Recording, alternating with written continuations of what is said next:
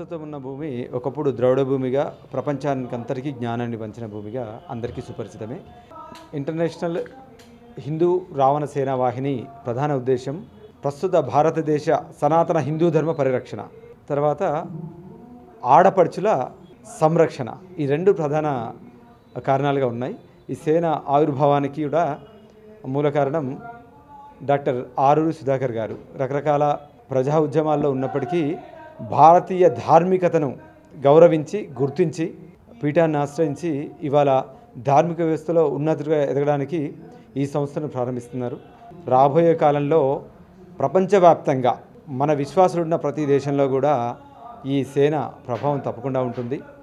సనాతన హిందూ ధర్మ పరిరక్షణ, ఆడపడుచుల సంరక్షణ కోసం ఏర్పాటు చేయబడ్డ ఈ సేనకి సేనానిగా డాక్టర్ ఆరూరి సుధాకర్ని అంతర్జాతీయ సేనానిగా ప్రకటిస్తున్నాం. వీరి ఆధ్వర్యంలో దినదిన ప్రవర్ధమానమై వర్ధిల్లుతుందని ఆశిస్తున్నాం.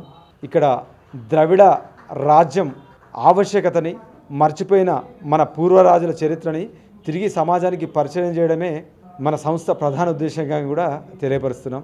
దీన్ని అందరూ అర్థం చేసుకొని మా డాక్టర్ ఆరూరి సుధాకర్ని అంటే మా దళ సేనాని ఆశీర్వదించి అన్ని రకాల సహాయ సహకారాలతో ముందుని నడిపిస్తారని ఆశిస్తున్నాం.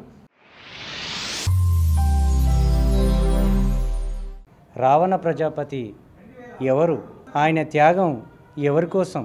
అంత త్యాగమూర్తి, అంత గొప్ప ధైర్యశాలి, అంత గొప్ప విజ్ఞానశాలి, మరి ఎందుకు ఆయన శక్తి లేకపోతే ఆయనకున్నటువంటి జ్ఞానం, ఆయన కనిపెట్టినటువంటి అనేక బహు రంగాలలో నిష్ణాతుడైనటువంటి వ్యక్తిని ఈరోజు ఎందుకు ఆయన పైన అపవాదులైనటువంటి పరిశోధనలో భాగంగా ఆయన చారిత్రక పురుషుడని మేము అర్థం చేసుకున్నాం. గౌతమ బుద్ధుడు, అశోక చక్రవర్తి ఏ విధంగానో ఈ ద్రవిడ భూమికి రావణ ప్రజాపతి కూడా అదే అనే విషయాన్ని మేము అర్థం చేసుకొని ఏదైతే ఆయన యొక్క విలువలు, ఆయన యొక్క గొప్ప పాలన మళ్ళీ తిరిగి పునర్వైభవాన్ని ఈ ద్రవిడ భూమిలో తీసుకురావాలనేటువంటి సదుద్దేశంతో ఇంటర్నేషనల్ హిందూ రావణ సేనా వాహిని ఇప్పుడు మేము ప్రారంభించాం.